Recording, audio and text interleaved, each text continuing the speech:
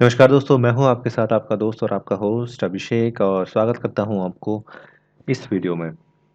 बात करते हैं कैंसर यानी कर्क राशि वालों का कैसा रहेगा मार्च का महीना। आगे बढ़ने से पहले आप सभी को होली की हार्दिक शुभकामनाएं। भगवान करे कि आपके जीवन में होली के सारे रंग हों। होली अच्छे से बनाइएगा, ध्यान से बनाइएगा, कच्चे रंगों से और खेलिएगा, पक्के रंगों से बिल्कुल मत खेलिएगा। और होली उसी के साथ खेलिएगा जो होली खेलने में इंटरेस्ट लेता हो। किसी के साथ ज़ोर ज़बरदस्ती करने का कोई मतलब नहीं बनता। एक हँसी खुशी का त्यौहार है और ख़ास तौर से उन लोगों के लिए जो पीते हैं और पी के ड्रामा करते हैं। मैं तो ड्रामा ही बोलूँगा, तो वो ड्रामा ना करें। सबके साथ हँसी खुशी गुलाल से होली खेलिए।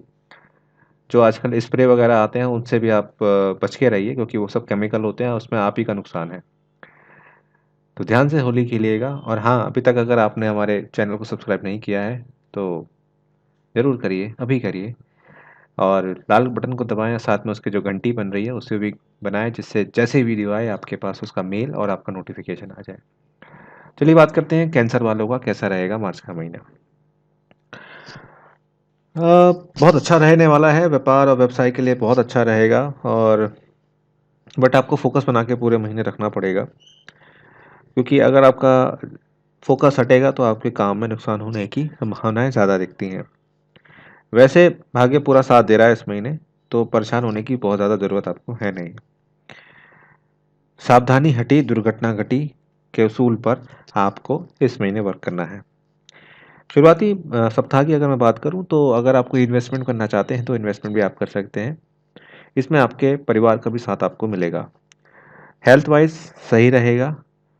दाम्पत्य जीवन में खट्टी मीठी तकरार हो सकती है। जो लोग राजनीति में हैं, क्योंकि यूपी वगैरह में और इधर कई राज्यों में चुनाव चल रहे हैं, तो कुछ लोग जो उम्मीदवारी करते हैं, लड़ रहे हैं, तो उनके लिए भी ये सफलता दिला सकता है। और अगर आप नई नौकरी वगैरह के लिए भी ट्राई कर रहे थे तो जो शुरू के जो वीक रहेगा उसमें आपका अच्छा रहेगा। आगे वीक की अगर बात करूं तो 8 से 14 के बीच में जो आपने इन्वेस्टमेंट करी है उसके थोड़े बहुत आपको लाभ भी आपको मिलेंगे। लेकिन इस इन्वेस्टमेंट को समझाने के लिए आपको बहुत ज़्यादा प्रयास करना पड़ेगा अपने घर वालों के सामने, क्योंकि ये नाराज़गी कुछ वहाँ पे हो सकती है। घर के बड़े बुजुर्ग आपको डांट सकते हैं कि आपने कहीं पर जो इन्वेस्टमेंट की है वो सही नहीं है, लेकिन आपको समझाना पड़ेगा उनको कि नहीं, जो मैंने इन्वेस्टमेंट की है वो ठीक है, और उसका प्रूफ भी आपको दिखाना पड़ेगा। वैवाहिक जीवन आपका बहुत अच्छा रहेगा। सप्ताह में सफलता और मान सम्मान दोनों मिलने की पूरी पूरी संभावनाएं हैं।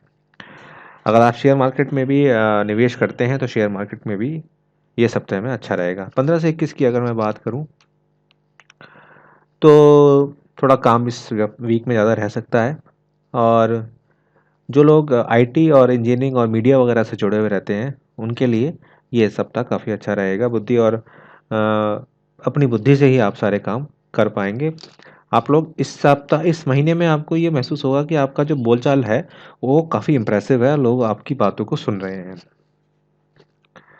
आगे की अगर मैं बात करूं तो थोड़ा बीपी बढ़ सकता है आपका। लास्ट का जो सप्ताह रहेगा उसमें थोड़ा खान पीने पे आपको अपना ध्यान रखना है। ज़्यादा तला हुआ खाना आपको नहीं खाना है। और ग्रहों की शुभता आपके साथ बनी हुई है, तो थोड़ा नॉटी नेचर भी आपका इस सप्ताह में रहेगा। थोड़ा आपको मज़ा आएगा लोगों को छेड़ने में, लेकिन प्लीज़ उतना ही छेड़िए जितना आपको लगता है कि सामने वाला बर्दाश्त कर सकता है। आपको इस सब पूरे महीने में मेरे हिसाब से शिव जी की उपासना करनी चाहिए। शिव जी का पूजन आपको करना चाहिए, क्योंकि उससे आपको काफ़ी फ़ायदा होने वाला है। और अगर आप अलग रिलीजन से आते हैं, आप अदर देन हिंदू से आते हैं, तो आप दान कर सकते हैं ज़रूरतमंद चीज़ों का होली पर। होली के लिए मैं एक अलग से वीडियो बनाऊंगा, वो मैं उसमें आपको बताऊंगा कि आपको किस तरह से काम करना चाहिए जैसे आपको होली की शुभता प्राप्त हो। 15, 16, 24, 25, 26 को थोड़ा सा ध्यान रखिएगा। स्वास्थ्य कष्ट वहाँ पर मुझे दिखाई देता है, तो थोड़ा ध्यान रखिएगा, अपना केयर कीजिएगा।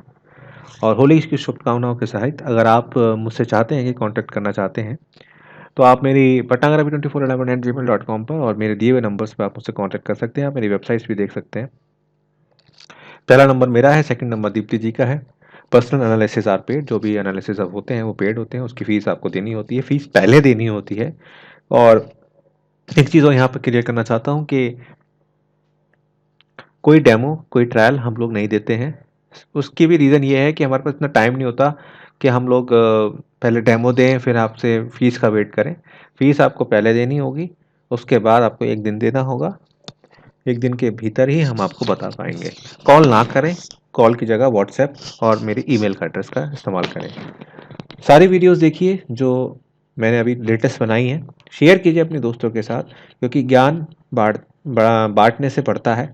उन लोगों को भी पता होना चाहिए कि उनकी राशिफल में और उनके पामिस्ट्री और एस्ट्रोलॉजी में क्या चल रहा है।